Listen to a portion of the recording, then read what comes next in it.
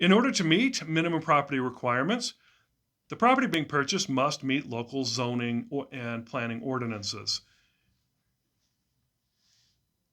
Non-residential use of a property is allowed through the purchase of a VA borrower using a VA loan, as long as the non-residential or business use of the property is restricted to a single business on that property, and the rest of the building itself is being used as the primary residence.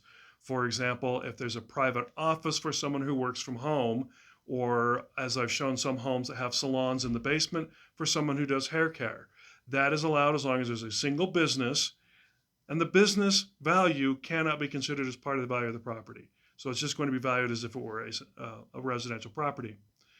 There cannot be legal issues regarding zoning on the property. Oftentimes there are homes, however, that will meet what's known as a legal non-conforming property.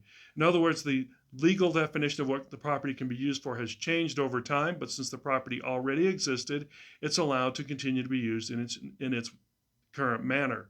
For example, a home that has been converted into a duplex with separate entrances and separate living spaces in an area that may then zone that's not allowed, because that already exists, it can be considered legal non-conforming. It was already there.